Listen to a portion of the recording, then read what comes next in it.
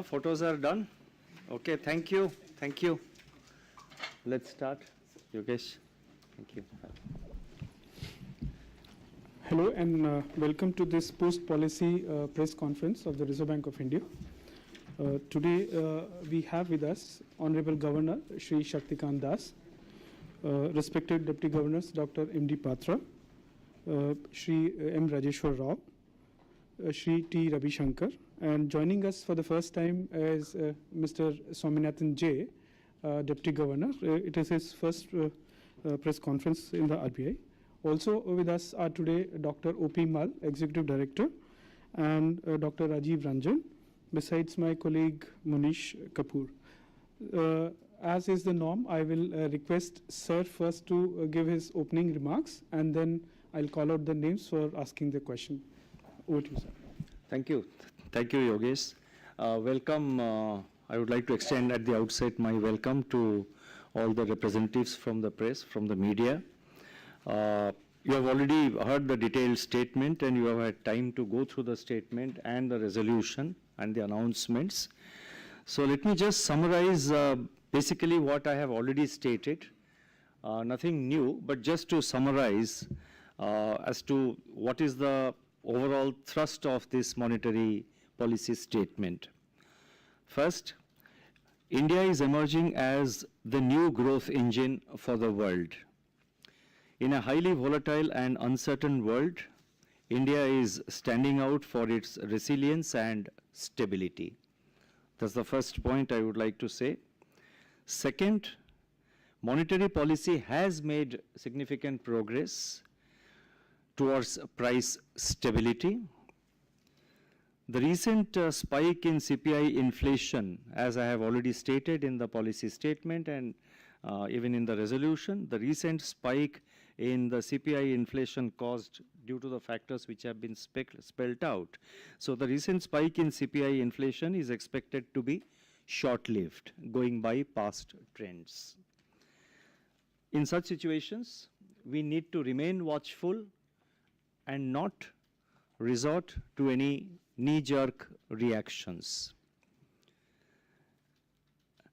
Now, if these spikes, these idiosyncrasies in CPI inflation, particularly food inflation in particular, shows signs of getting generalized, then we may have to act. And then we have to act, and this is what I have also said it in the statement, and we have to go beyond maintaining Arjuna's eye to undertaking actual policy, to deploy actual policy instruments. And let's remember in this context that deployment of policy instruments are not just in terms of rate and stance, there are other ways of dealing with it. We have done a bit with regard to the incremental CRR today. The third point is with regard to incremental CRR. This was considered necessary in the background of the liquidity overhang. It's desirable, we considered it desirable in the interest of price stability and financial stability. It will have an impact on the inflation situation also. And as I said, it's a purely temporary measure and it will be reviewed on 8th September or earlier. We will ensure, as we have said, that there is adequate liquidity available in the system to meet the credit needs of the economy. We have done our internal assessment. If you recall, I paused during the statement and I said that we have done our internal assessment, and our assessment showed that there will still be adequate liquidity left with the banking system to undertake their, maintain their lending activities which they have been doing. And let me also add that we are sensitive to the cash requirements ahead of the festival season, which should be kicking in, let's say, in the latter part of September or early October. On the liquidity situation, let me add that there are at times pressures on liquidity due to overall there is surplus because of particularly because of the withdrawal of 2000 rupee banknotes, with 87% of it coming as bank deposits. So obviously there is a, there is a liquidity overhang, there is a liquidity excess that had to be dealt with. But even with that, there are periods when, as we have seen in the past, and as we may see even in the coming months, that there could be pressures on liquidity, especially in situations or at times when liquidity held in the system goes into the government coffers at the time of the tax payments. And this happens particularly around the time when advance tax payments are made with regard to direct taxes, or 20th of every month when the GST inflows also happen. But we have seen in the past that, but after a few days, it returns to the system because the government expenditure, ensures that the money comes back into the system. So there are temporary pressure times on the liquidity situation, which lasts for about maximum 3 to 4 days. And not beyond that, sometimes maybe 5 days, but it goes back into the system. And so this was on the ICC, on the incremental CRR and on the liquidity situation, what I wanted to say. This was the third point. The fourth point is the financial stability, the financial sector stability is well maintained. Stability is a public good, and market participants and financial institutions have an equal share in preserving financial stability. We from the RBI look forward to their cooperation in this regard. The final point, the fifth point, is that the external sector is also resilient. Forex buffers are strong. The umbrella has gained further strength, and that gives a lot of confidence and comfort to the market. I'll stop here. Thank you. Thank you, sir, for those opening remarks. I'll invite Mr. Mayur Shetty from the Times of India to ask his question. Thank you, Yogesh. Governor, sir, you had announced some measures on UPI allowing tap and pay and conversational payments. Also, since the last policy, there have been some bilateral agreements signed between RBI and other governments for integration of domestic payment systems and rupee invoicing. So when will users actually get to see this on the ground happening? No, with regard to UPI linkage, we have already done it for Singapore. And so far as the RuPay card is concerned, it is already in, it is used in a few other countries, you are aware. Recently, we have signed an MOU with the UAE, whereby we are going to link our UPI with their PPI system. They call it PPI. That is work in progress, and it will happen in the coming months. And discussions are underway with a few other countries also for linkage of the payment systems, and including some advanced economies who have evinced interest in linking to UPI. The UPI has now become internationally recognized as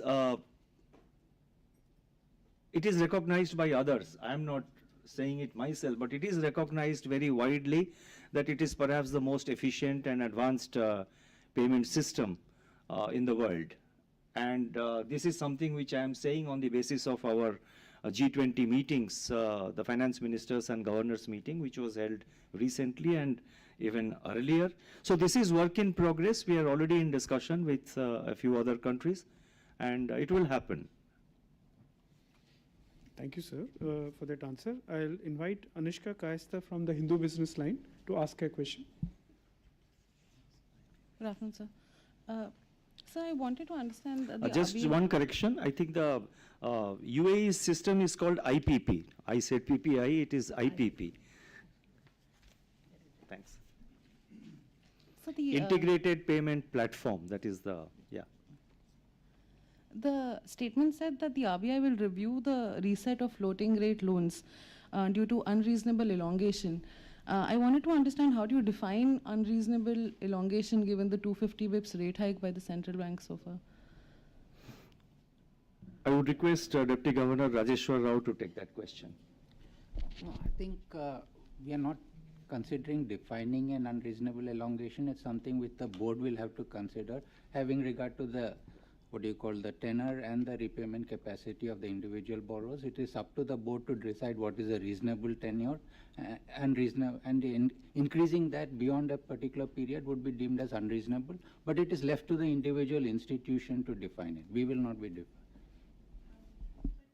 Just sorry, as per them, as in the elongation, it would be because they are floating rate, is market linked.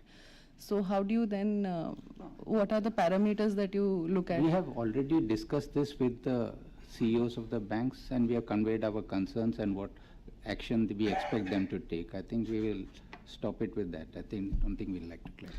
You see, if I may add, this is something which, as the Deputy Governor is pointing it out, this is something which the banks will have to assess, taking into account the payment capacity of the borrower and how long his payment capacity is lasting. It is something which he has to also, the banks have to take into account, take into consideration the age factor. You know, it will vary from individual to individual, the age factor, the payment capacity. And also it is necessary that, to avoid unduly long elongation, which sometimes may, going forward, camouflage and underlying stress in a particular loan. So therefore, the extension of tenor has to be for a reasonable period. We don't want to define it. It is something, it's a commercial decision of the banks, which the banks, as the Deputy Governor has pointed out, the banks and their boards will have to assess and a decision. It's a commercial decision which the banks have to take. We are just providing some broad guidelines. It will be on a case-to-case basis then. You wait for the circular. Okay. You wait for the circular. Thank you, sirs. अब मैं आमंत्रित करूंगा Swati Khandelwal from Z Business News. Thank you Yogesh, thank you governor. आपने कहा अपने statement में कि balance sheets companies की बहुत स्ट्रॉन्ग है, रोबस्ट है, इंडिया एक रेजिलिएंट इकोनॉमी की तरह उभर के आ रहा है. प्राइवेट कैपेक्स अभी भी कंसर्न है जब हम बात करते हैं. इसको कैसे आप एड्रेस करेंगे और क्यों ये नहीं अभी तक हो पा रहा है, इसकी कितनी चिंता है आरबीआई को? इसे जैसे कि लास्ट फाइनेंशियल स्टेबिलिटी रिपोर्ट के फॉरवर्ड में मैंने लिखा था कि ये जो सिचुएशन है इसमें at the moment there is a twin balance sheet advantage. The balance sheet, बैंकों के बैलेंस शीट और कॉर्पोरेट्स के बैलेंस शीट दोनों स्ट्रांग है. सो इस समय पर और बैंक के जो मतलब जो कॉर्पोरेट बैलेंस शीट है वो भी काफ़ी डीलेवरेज्ड है. तो इन्वेस्टमेंट के लिए उनमें काफ़ी facility, there is space for making investment. बाकी तो ये इंडिविजुअल कंपनीज के ऊपर डिपेंड करते हैं. बट मैंने स्टेटमेंट में बहुत क्लियरली कहा कि इन्वेस्टमेंट, जो प्राइवेट इन्वेस्टमेंट है, अभी वो सिलेक्ट क्रिटिकल सेक्टर में, सम की सेक्टर्स में इट इज़ हैपनिंग. और मैंने फुटनोट में स्पेल आउट किया है कौन सा सेक्टर में वो इन्वेस्टमेंट अभी हो रहा है. की सेक्टर्स जिसमें कि मैं कह सकता हूँ कि आयरन एंड स्टील हो, ऑटोमोबाइल्स हो, पेट्रोलियम सेक्टर हो, और मेटल्स में है, केमिकल्स सेक्टर में.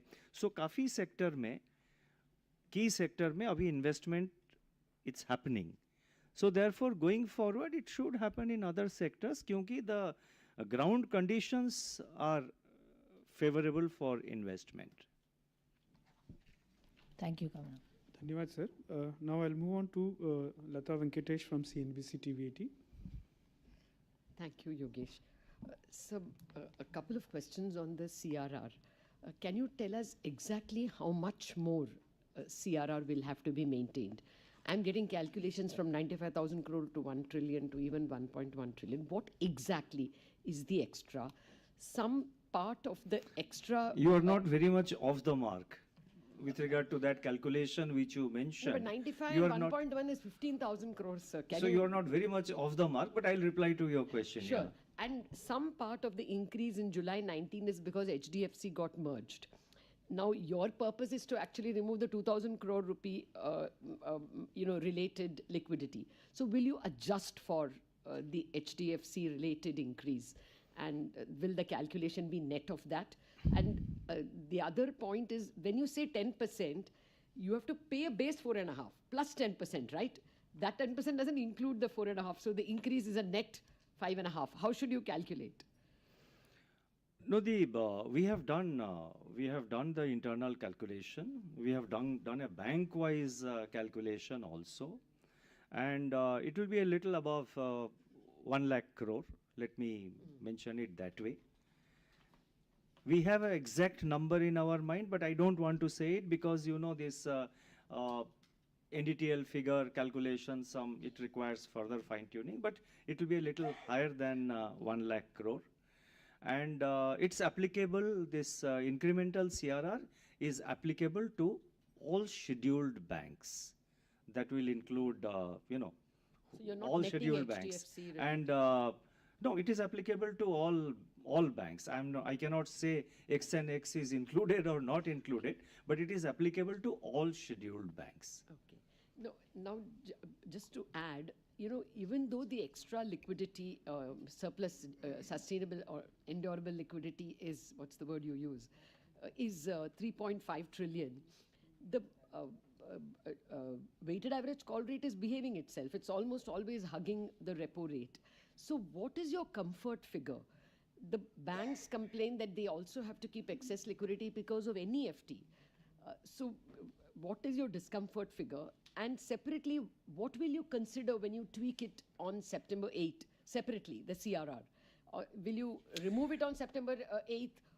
If not, what will you consider? No, September 8 will depend on the situation prevailing at that time. In between, so many things are there. The GST payments will happen. The government expenditures will happen. We have to watch the credit offtake from the banking sector also. So I cannot prejudge what we will do on September 8. But yes, we will review it on September 8 or even earlier. That is what I have mentioned. As regards the liquidity, it's a very dynamic number. You cannot say that this is the level of liquidity I want to take it out, because it is a dynamic figure. It will depend on so many factors. It will depend on what is your growth rate. It will depend on what is your inflation number. So it's a dynamic figure, and it's not possible and not desirable also to give a particular number because it undergoes constant change. We are always nimble in our liquidity actions. You would have seen in the past, we have the main operation of 14-day VRRR. As and when required, we have undertaken fine-tuning VRRR operations. As and when required, we have also undertaken fine-tuning, repo operations, but whereby repo has been injected. So we monitor this situation constantly, and there have been two-way interventions which we have done in the past.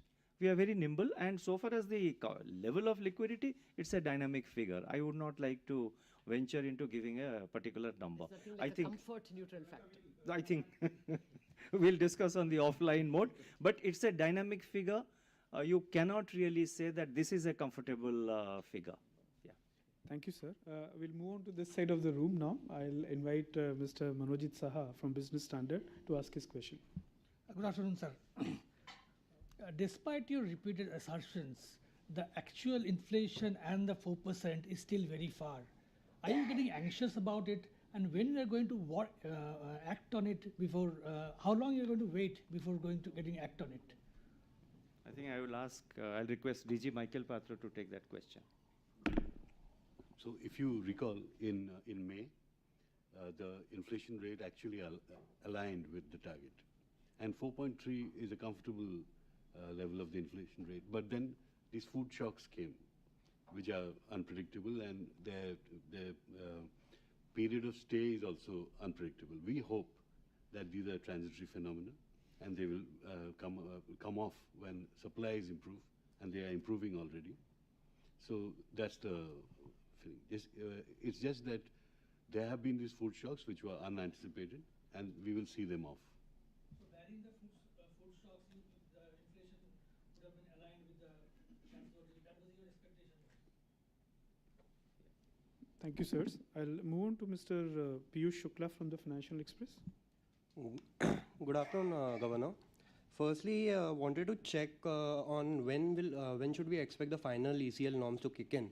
And secondly, sir, in the last MPC, former DG Jain had said that we will be issuing a fraud classification circular soon. Is there any update on that front? Thank you. On the ECL part, I would request DG Rajeshwar Rao to reply, and on the fraud classification, I would request DG Swaminathan to reply. The ECL circular, as we have said, there have been several inputs which have come in. Some are technical issues which need to be examined. So it will take some more time before the measures are rolled out. So I think I can't give a definite timeline at this point, but it will take some more time to finalize the measures. Yeah.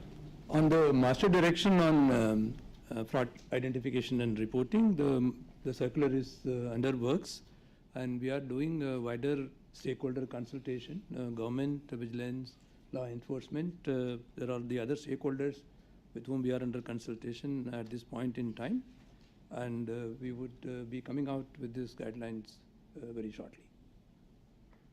Thank you, sirs. Now I'll move on to Mr. Anup Roy from the Bloomberg. Thank you, sir. Sir, is Russia investing in Indian government bonds and T-bills, and how much that could be, how much the investment could have been by now, and is there any liquidity implication for that when they mature, especially after this ICRR? Thank you. I think Deputy Governor Ravi Shankar can take that question. Obviously, we can't say specifically about a country or any particular entity investing in government securities. It is allowed through the FPI route. It can happen through the FPI route. It is allowed through the special Vostro account route. So the actual investments will happen only through these two routes. So about how much anyone has invested and how much exactly, that's not something that we can say out publicly. Thank you. Will there be any liquidity implication when they mature? Will there be a liquidity implication of that? We'll have to see. It is basically within the system, the rupee balances within the system, buying instruments, within the system, should not have any significant liquidity impact. Thank you, sir. I'll move on to Swati Bhatt Chete from Reuters. Thank you, sir. So you repeated again today that the 14-day VRRR remains the primary mode. But in your statement, you also said that the market has been reluctant to park long-term funds. Are you actively considering moving back to a shorter framework? I mean, the daily operations. Is that something that is likely to be more effective in managing liquidity? Because we are constantly seeing RBI coming and announcing VRRRs, but the offtake is hardly anything. So is there a rethink on the liquidity framework from your side? Thank you. No, I have said that the response could have been better to the 14-day VRRR auction, which is the main auction, and that will be continued. In fact, today I think about 90,000 crores, 93,000 crores of VRRR will get released today, and it will come up for VRRR auction later during today. So VRRR being the main operation will continue. There is no proposal, no thinking to go back to doing it on a daily basis. We have undertaken fine-tuning operations on the VRRR side. We have done even a one-day operation at one point of time. 1 day, 2 days, 3 days, 4 days we have done. But I have very clearly said that these are done in exceptional situations and cannot become the rule. So therefore, it will be incorrect to expect that this will be a, fine-tuning will be a regular feature. Fine-tuning will be only for exceptional situations. Thank you, sir. I'll move on to Ankur Mishra from ET Now. So just wanted your sense on ICRR. When you will be meeting on 8th of September or before, the considerations will be limited to this ICRR only, or other options of liquidity might also be considered, including CRR? As 87% of the banknotes, as you said, has already been come. So just wanted to get a sense on that. I think DG Michael Patra can reply. I just want to, we are not meeting, don't ascribe it to an MPC meeting or anything. It's just a review that we will do and assess the demand-supply situation in terms of liquidity and take a view. And liquidity decisions are an internal decision of the RBI. It's not an MPC decision. So therefore, it's a constant process, So around that time, we will review, and it's internal review. So. Thank you, sir. I'll move on to Mr. M. Govardhan Rangan from Economic Times. Good afternoon, Governor. When you mentioned about that we should not be having any knee-jerk reactions, and in future also if there is going to be a kind of inflation perk up, there could be policy measures beyond just interest rates. What did you have in mind when you say that policy actions beyond interest rates? I think one we have undertaken today, the ICRR, the incremental CRR. So you have to wait and see.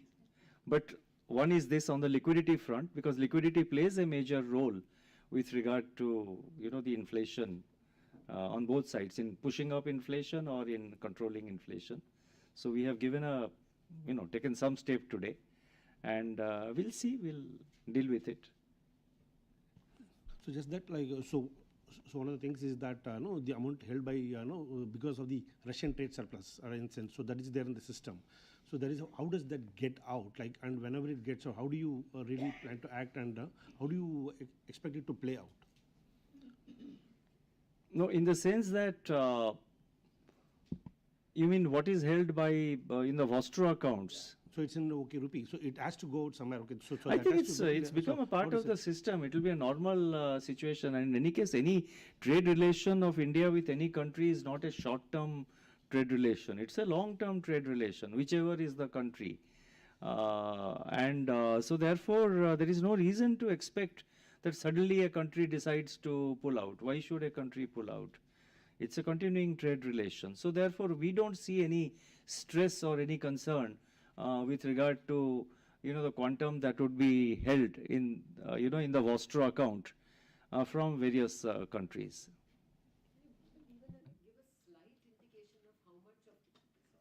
That money is in T-bills?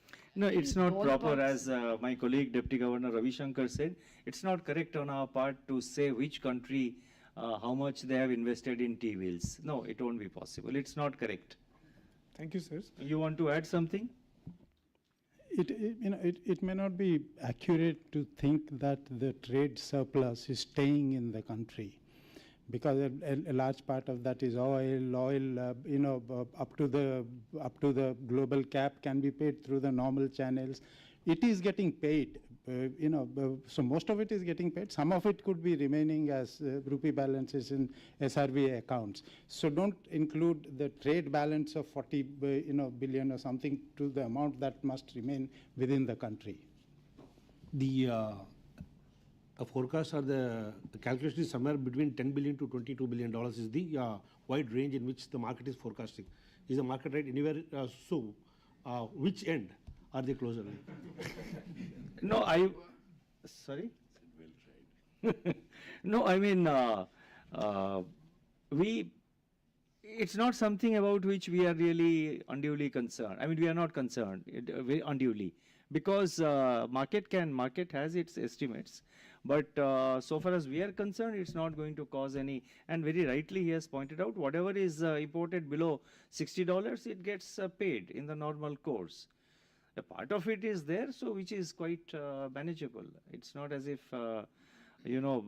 suddenly one day we will be under pressure to sort of take out that money. And today, also, as I mentioned, with 600 billion, reserves, $600 billion US reserves, I think we are far better placed today to deal with any situation.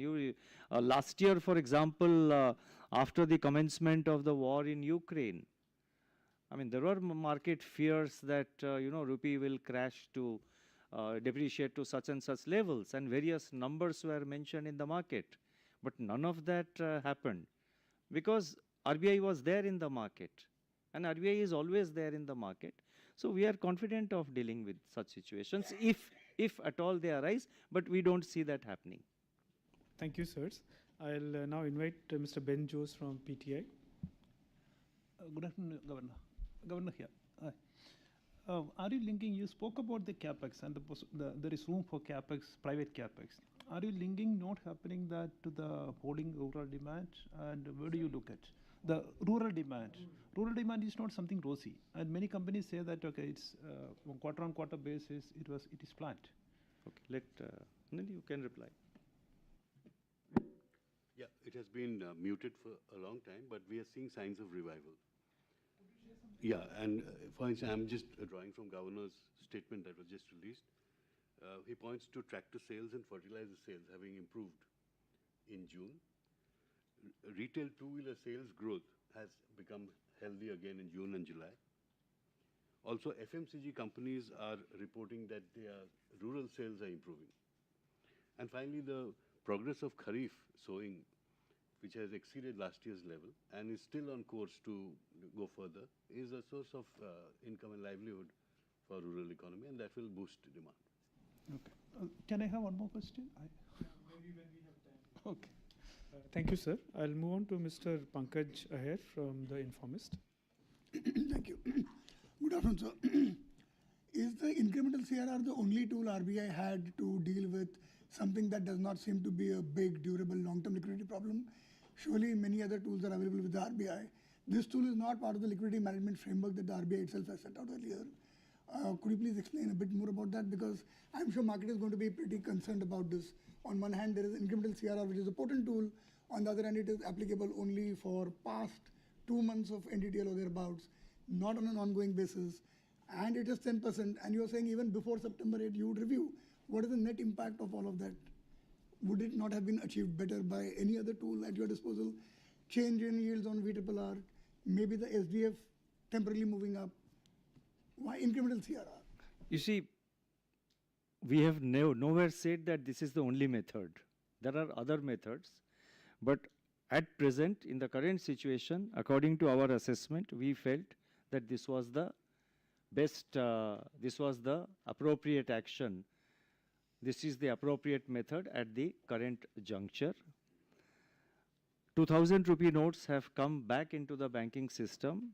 As we go towards the festival season, the currency offtake, that is the currency in circulation, usually picks up as you go towards the festival season. And this is something which is there in my, I have said it in my statement. So I have nowhere said that this is the only option. This was the best option under the circumstances. We have various options. As and when the situation requires, we will deal with it. And we will undertake whatever measures are there.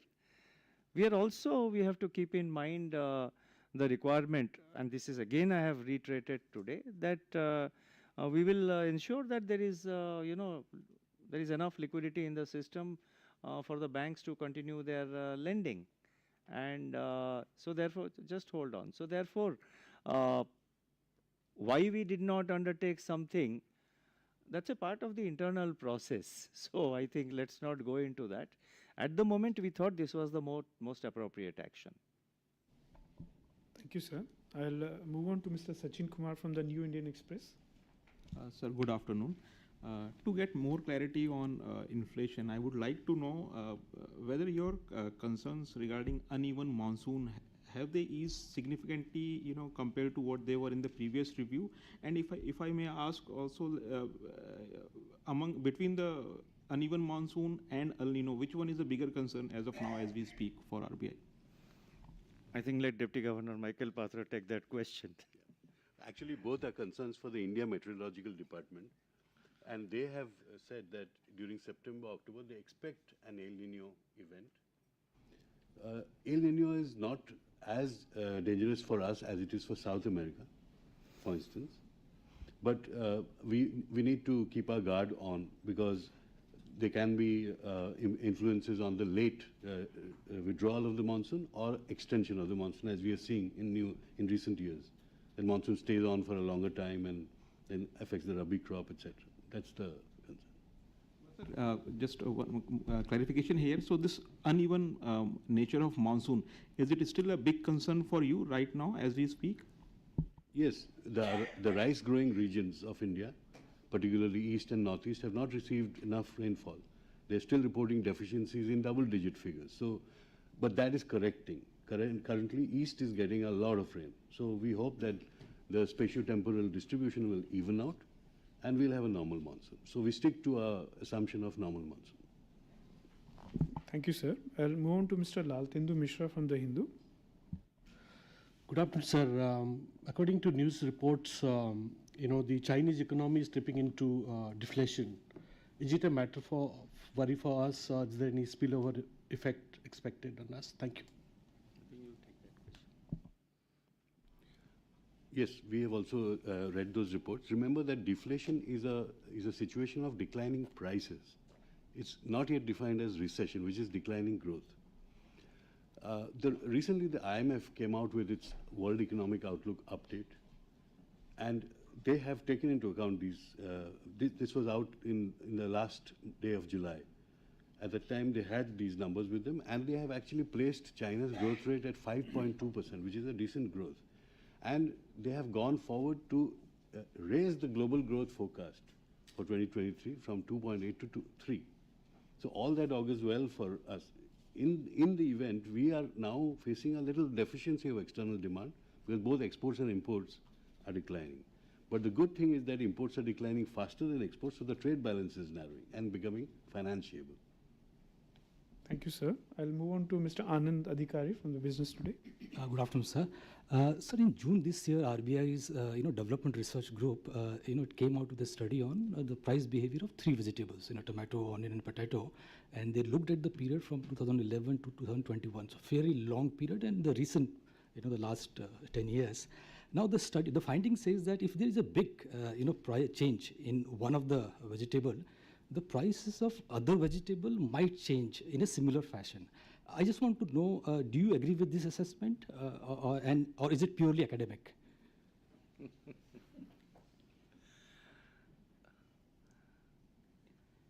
You see, research reports are the view of the researchers, but by and large, transmission within this top group does happen if there is persistent inflation in one of them. It tends to get generalized within that top. So there are possibilities that it is. So that's what I have said, that if the inflation, food inflation, gets generalized, then it's a different story and we will have to act. But I think maybe DG Michael Patra would like to add something on the research paper, since. As you know, the development research group is a combination of an external expert and internal team. So this has been the subject of considerable amount of research. In fact, Governor, when he was Secretary DEA, actually handled this question front on. And he was telling me from his experience that they were playing with whether it should be top or pot or OTP. I didn't know this.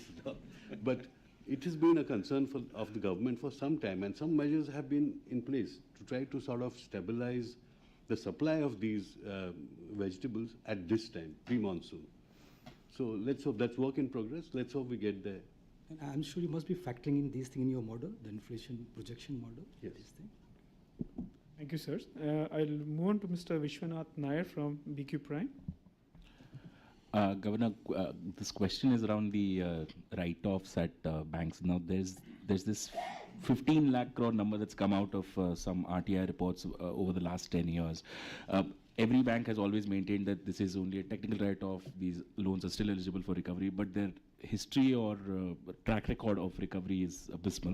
Is this something that the RBI concerns with itself at all, or is this just a financial decision of a corporate entity? I think DG Swaminathan will take that question. Yeah, I think we need to get the context right on this. One is that it's of course long-term data of over 10 years. There are 3-4 key things that we have to be familiar with. One is that once an account becomes NPA, prudential norms require creation of provisions, and basis the aging of the NPA as well as the realizable value of security, these provisions get augmented and reach a stage where the provisions equal the outstanding in the account.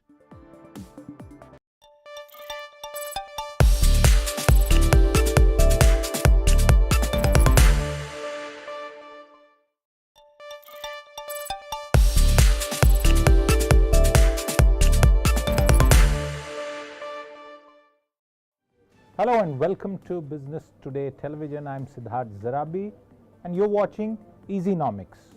On the show today, we talk about what the Reserve Bank of India and the Monetary Policy Committee are likely to do at the end of a 3-day ongoing review on